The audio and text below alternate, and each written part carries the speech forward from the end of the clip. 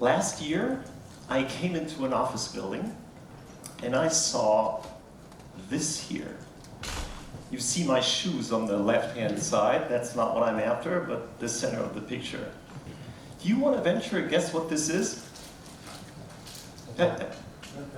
Very good. This is a time capsule made of glass. Quite interesting. You know, a time capsule is a box that contains artifacts from time long ago. In this case, newspapers, coins, books from the year 2000, I guess, when the building was constructed. Now, imagine you come across a time capsule that's almost 100 years old, and then with shaking hands, you open it, and all that's in there are complaints.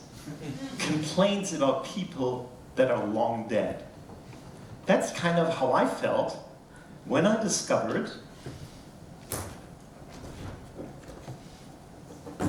this. This is one of 4 diaries that we discovered in our grandmother's home some time ago. And the only thing I could read was the date. And it's, as I said, almost 100 years old. So I was really excited when I saw this. And then I opened it. I was like, damn, I cannot read this. So this is what it looks like. The handwriting is no longer taught in school since the Second World War. So I couldn't find no one who was able to decipher what it meant. AI to the rescue, right? So, of course, I found a software tool that helped me to transcribe what this was. So this is what it looks like. It's actually developed in Austria, University of Innsbruck. So you see the handwriting on the left-hand side and then the transcription on the right-hand side. Now, I should tell you that this is the final version. I had to go through multiple iterations training the model. It took me weeks. Anyways, finally I was able to ascertain who the author of those diaries was. It turns out to be my great-grandfather, George. Now, I only know George from this painting here. You know, very distinguished, stately-looking gentleman, but I guess also very distant. So in order to make him more relatable to you, I've dug up another picture and I had it colored with AI. So, this is George on the right-hand side, and the toddler is actually my grandmother, and his wife, Amelia. This, you see the suitcase here? This is her beauty case. So that's also 100 years old. Pretty cool, right? So as I was navigating the labyrinth of his 4 diary books, I came to realize George was the original drama queen. He could give Shakespeare a run for his money, seriously. Now, why am I saying this? Well, he wrote about total 750 pages. I estimate of those 750 pages, 80% are complaints. Mainly about his brother-in-law, Heinrich. Now, I should say, Heinrich is kind of the villain of the story. So, this is a photograph I got from him. He looks evil, doesn't he, right? Now, Heinrich used this picture for his membership card in the Nazi party.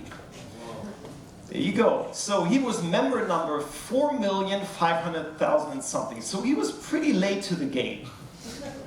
And he joined 1st of May 1937. Now remember that date.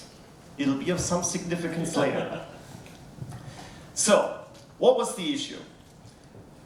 George and Heinrich were managing the family business together. To give you a feel, this is what their main plant looked like.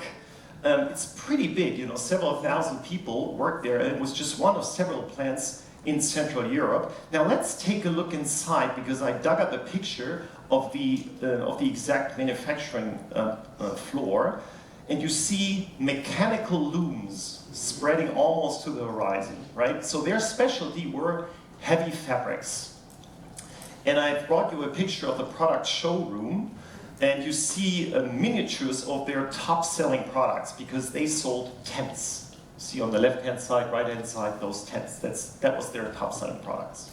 So what was the issue? Well, after the founder had died, George had come in as the CEO. Now, I should say George was actually trained at the HHL in Leipzig. Now, the only reason why he wasn't trained here was you guys didn't exist at the time, right? Okay, so he was trained at the HHL, he came in as the CEO. Now, Heinrich, the founder's son, apparently wasn't the brightest bulb in the tanning bed. So the founder didn't want him to join, but he ended up in the firm anyway, because the mother, at the time the largest shareholder, wanted George and Heinrich to work together. So it's a classic situation of insufficient governance, okay? So if you have no clear governance, you need to have someone running the show. George wanted to be that guy, and he was very unhappy with Heinrich interfering with him at all times. So he used the diary to note all his misgivings almost on a daily basis. And after reading about a dozen or so pages of complaints, I was like, you know, that's getting kind of tedious. But then it struck me, George was just as meticulous about his complaints as he was about noting the details of his business trips. I proudly present to you a day in the life of a CEO almost 100 years ago. So, 6:45, train to Berlin. En route, discussion with the sales executive. 12:53, arrival in Berlin, check-in at the hotel, and yes, he even noted the room number, 358. Lunch with managers of the Berlin branch office, 3 p.m., sales pitch at the government's procurement office. 5 p.m., debriefing with the sales team. 7:30, dinner with representative of the Chamber of Commerce, then a theater visit with a customer, and after that, drinks with another customer. That sounds strangely familiar, doesn't it? Isn't that amazing? That's 100 years ago. I was like, yeah, that's kind of how my days look like, right? So I was flabbergasted when I saw this, and he has noted all these details. But anyways, I thought, okay, kind of cool. Now, at some point I skipped to the end, to the 4th book. And it turns out the diary ends somewhere in the middle of that book. So, almost like mid-sentence. So I felt, what happened there? So I flipped back page by page to see what had happened. And I came across this entry on the 27th of October, 1937, and I found this here. Now let me enlarge this for you. It says Gstpol. I already heard it. Exactly. We only know it under the name of Gestapo. Apparently they had a different acronym at the time. I was shocked when I read Gestapo. No one in our family had ever mentioned the Gestapo before. So frantically I read on to see what had happened. Well, it turns out someone from inside the company had tipped them off. So that's why the Gestapo was on George's trail. Now the issue was this. George was part of the government's Cotton Council, and at one of those council meetings, he had commented on the shortage of cotton.